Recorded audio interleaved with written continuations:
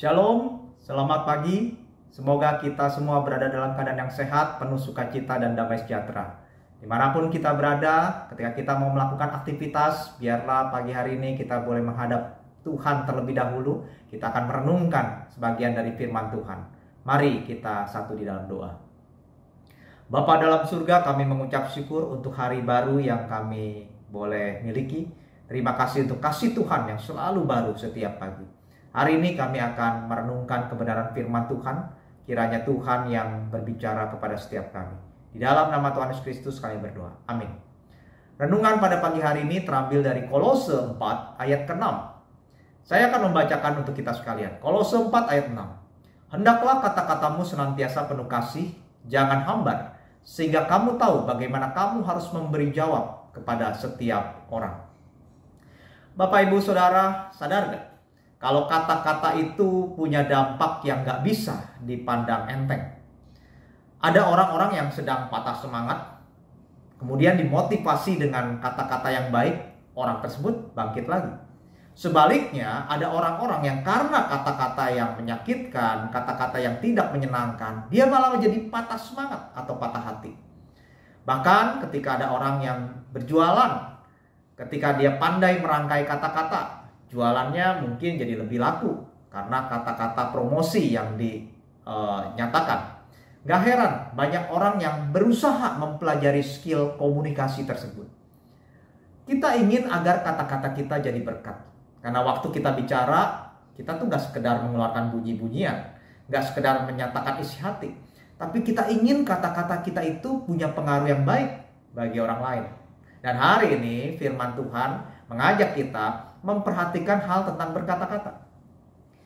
Ada hal yang kita pelajari. Pertama, kata-kata kita itu dikatakan harus senantiasa penuh kasih. Penuh kasih. Di dalam bahasa aslinya kata-kata itu harus penuh anugerah. Penuh kasih itu penuh anugerah. Artinya kata-kata kita itu menunjukkan adanya kesabaran, menunjukkan kerendahan hati, menunjukkan sikap yang penuh anugerah. Karena seringkali ada orang-orang yang tidak menunjukkan kata-kata yang penuh kasih dan anugerah. Kalau dia bicara, sukanya menghakimi, sukanya menyalahkan, merasa paling benar. Atau juga kalau bicara cenderung menjadi marah karena ada perbedaan pendapat. Ini kata-kata yang tidak menyatakan kasih. Jadi hindari kata-kata yang akhirnya menimbulkan perbantahan, berpotensi menimbulkan pertengkaran. Misalnya kata-kata sinis. Kata-kata sinis bukan kata yang penuh kasih. Karena kata-kata sinis itu memendam kemarahan dan berusaha mempermalukan orang itu. Itu bukan kasih. Dan itu dapat menimbulkan perpecahan dan pertengkaran. Atau hindari juga kata-kata yang penuh sumpah serapah, kata-kata makian. Itu benar-benar bukan lahir dari sikap yang mengasihi. Karena cenderung ingin menghakimi, ingin menghancurkan lawan bicara kita. Jadi ini yang pertama yang kita perhatikan, bahwa kata-kata kita itu harus senantiasa penuh kasih. Yang kedua, firman Tuhan katakan kata-kata kita itu jangan hambar. Atau dalam versi bahasa Inggrisnya, season with salt, dibumbui dengan garam. Apa artinya? Artinya kata-kata kita itu dapat membangkitkan semangat, karena kata-kata kita itu mengekspresikan kebenaran firman Tuhan. Kalau kata-kata itu dijaga sesuai dengan kebenaran firman Tuhan, tentu kata-kata itu tidak menjadi batu sandungan dan jadi menarik bagi orang lain yang mendengarnya. Kata-kata yang menarik itu bukan sekedar kata-kata yang lucu, tapi kata-kata yang dapat mempengaruhi seseorang untuk dapat menjadi lebih baik. Itu hal yang menarik. Dan power dari kata-kata menarik itu berasal dari firman Tuhan.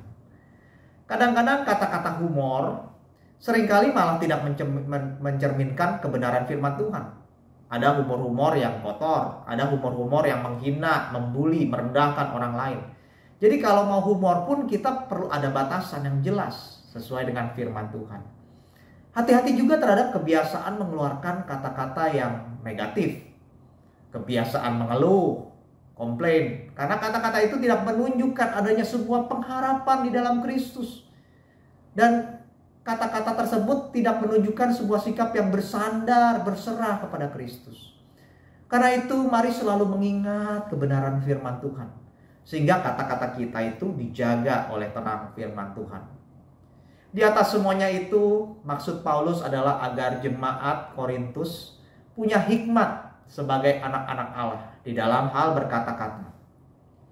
Kita sering tentu menghadapi situasi yang beragam kan dalam sebuah percakapan.